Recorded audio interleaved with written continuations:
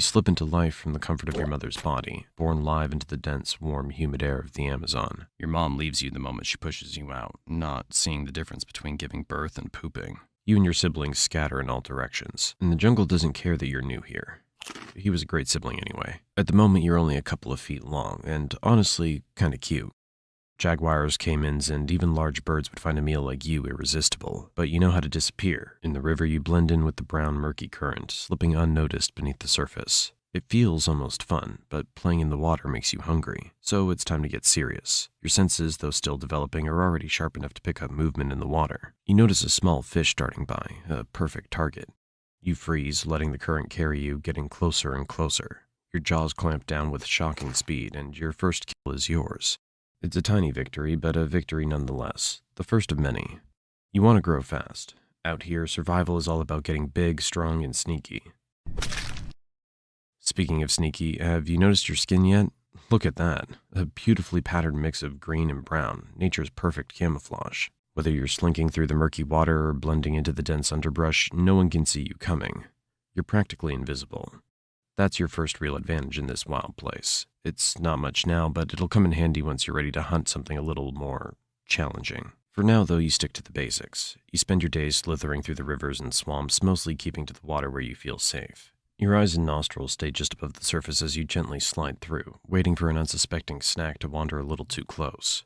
As you rest just below the surface, you spot a tasty target, a small rodent, foolish enough to venture right up to the water's edge. You wait, patiently, and then you strike with lightning speed, wrapping your coils around it, squeezing tight until it's over.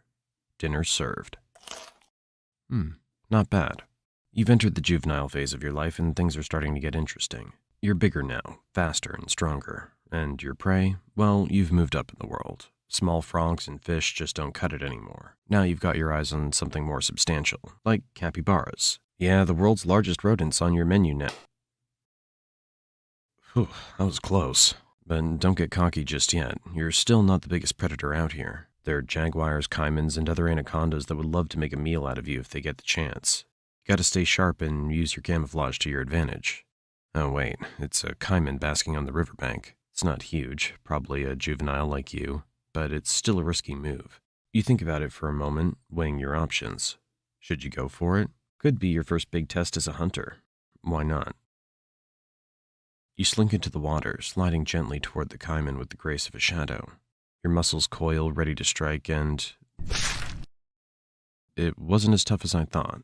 That's your first taste of success as a true predator, but let's not get ahead of ourselves. Not every day's a win. There are days when your prey outsmarts you, like that one time you tried to take down a capybara but ended up being dragged halfway across the river before it managed to escape. Yeah, that wasn't your finest moment, but don't worry, no one saw that.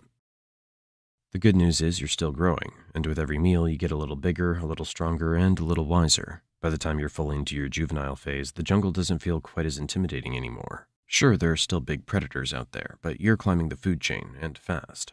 As the months roll by, you become more and more comfortable in your environment. You've perfected the art of hiding in plain sight, waiting for hours, maybe days, or weeks. Finally. A group of capybaras grazing near the water's edge. You sink slowly beneath the surface, your eyes barely visible as you approach. You wait, your muscles tense, and then... What? Where did this jerk pop up from? Do you think he'd mind if you asked for just a small bite to curb your hunger? No, maybe that's not such a good idea. Let's get out of here. You continue to refine your skills, learning more about your environment and your place in it. You've mastered the art of stealth, using your patterned skin to blend seamlessly into the jungle around you. You've developed a keen sense of smell, allowing you to track prey even through the thickest underbrush. And your body? Pure muscle. At this point, you're no longer just a juvenile anaconda. You're approaching adulthood. You've reached a size that commands respect, or at least some healthy fear from most of the creatures in this territory. At over 15 feet long and still growing, you're a true force to be reckoned with. No more small-time snacks for you. You've graduated to bigger prey. And by bigger, we're talking deer, wild pigs, and even the occasional caiman that dares to cross your path. As you grow, the jungle becomes more crowded, and you need a place to call your own. It's time to search for a territory, a safe space where you can hunt, rest, and hunt. You slither through the dense jungle, exploring every corner, crossing rivers, climbing over fallen logs, and navigating the thick underbrush. You need to find a secluded area, somewhere near water, with plenty of prey but far from other predators. After days of searching, you find the perfect spot, a quiet stretch of river hidden beneath a canopy of trees. The perfect territory. You mark the area with your scent, claiming it as your own. This is where you'll live out the next chapter of your life. And speaking of the next chapter, it's time for something new. Mating. It's not just about survival anymore, now it's about passing on your genes. As mating season arrives, you begin to pick up the scent of a potential mate nearby. You follow the trail, slithering through the thick jungle and dense swamp until you find another anaconda, a female. What a beauty. The courtship begins. It's a slow, winding dance as the two of you coil around each other. For hours, you move together in a mesmerizing spiral until finally the deed is done. The female will carry out your legacy. Several months later, as a female, you find a secluded area to give birth. You don't lay eggs like many other snakes. Instead, you give birth to live young. Between 20 to 40 baby anacondas will enter the world, much like you did years ago. But your job's done. You leave, never to see the offspring, knowing that most of them won't survive their first year. Honestly, there's no real difference between giving birth and pooping for an anaconda. In both cases, you're just pushing something out and leaving it behind. Anyway, let's get back to some fun now. As you grow older and bigger, your body starts to feel the wear and tear of years spent hunting and surviving. You're still strong, there's no doubt about that, but you're not as fast as you once were.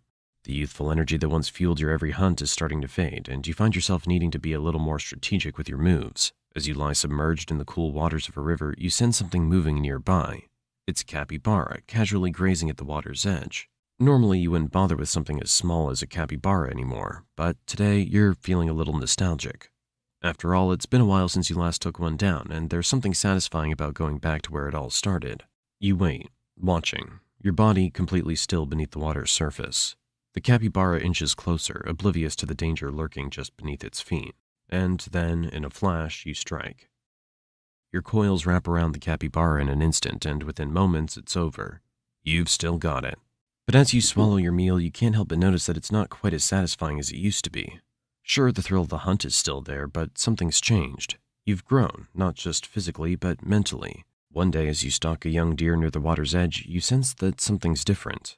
Your muscles coil, ready to strike, but just as you lunge, something goes wrong. The deer senses you at the last second and bolts. You try to chase, but your body doesn't move as quickly as it used to. You miss. The deer escapes. It's the first failed hunt in a long time, but something feels different this time. You feel the exhaustion deep in your muscles, the weight of the years finally catching up with you. You slither back to the water, but you know that it won't get easier from here. In reality, most anacondas don't die in battle. They simply grow too slow and too tired.